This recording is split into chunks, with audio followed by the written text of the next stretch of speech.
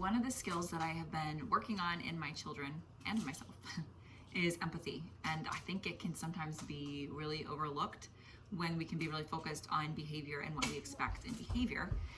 Empathy can sometimes be overlooked. And I wanted to share with you something that's really just helped me a lot to be more empathetic as a mother. And I am seeing, as I'm more empathetic, my children are that same way. And it's so helpful because then they are able to carry that into the way that they solve problems with me, the way they solve problems with one another, which I cannot even tell you how sweet it is to see my 4-year-old come up to my daughter and say things like, oh, I know you must be sad. I'd be sad about that too. How can we fix it? Like, that type of language in problem solving is so helpful.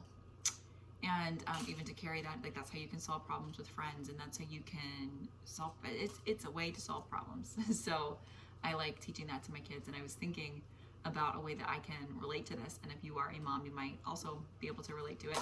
When I was pregnant with my daughter, I had intense cravings for pastrami, which, like I can't even explain. I had these cravings, and I remember that if I felt like I needed that and we didn't have it in the house, I remember absolutely turning into a bucket of tears and just like, it's the end of the world. We don't have pastrami. What am I going to do? And having such an irrational feeling and emotion about this pastrami that I had to have. And I was just thinking about how I needed to be dealt with in those moments, like by my husband or whoever was around me. It would not have been helpful for them or for anybody to look at me and say, just no, you can't have pastrami. That would have been like harmful to me and my emotions. I would have felt so hurt. And what I really needed was, oh, I'm so sorry, we don't have pastrami. I don't have anything as good as pastrami. Is there anything you can eat now? And that might be close to what you want, and then I'll make sure I go get pastrami. Or like having a plan, like that empathy of trying as very best as my dear husband could do that relationship that I had with pastrami that I needed.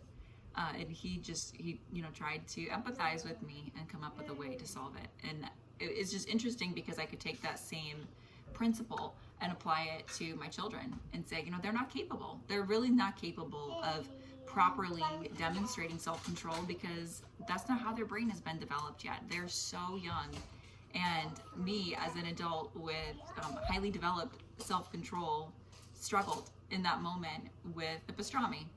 And so an example with my children is I remember we played with magnet tiles at an event that we'd gone to, and they absolutely loved them.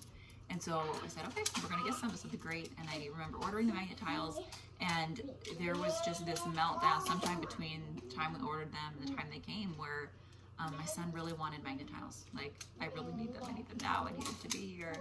And what I could have done is said, stop it, you're acting ridiculous. They'll be here when they get here. Or I could have just told him to stop, or I could have said, no, play with this instead, and just tried to distract. But what I said to him in that time was, I know you want magnet tiles. We have no toys that are as fun as magnet tiles for you right now. I know that. I know that nothing in our house right now is as fun to you as magnet tiles.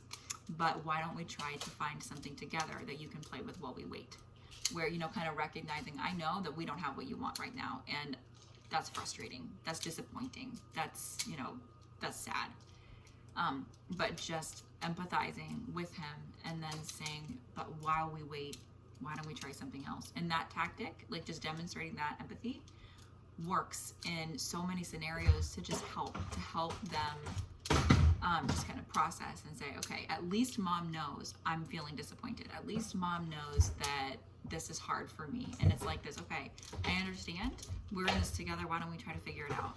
And taking that mentality of the pregnancy craving into situations where feelings seem ridiculous, which, not that that's the right attitude to have, because no feeling is ridiculous, but into something that we don't understand, just take that empathy of how did you feel as a mother when you had a craving and you felt like you were going to absolutely lose your mind over something that to everybody else was so small.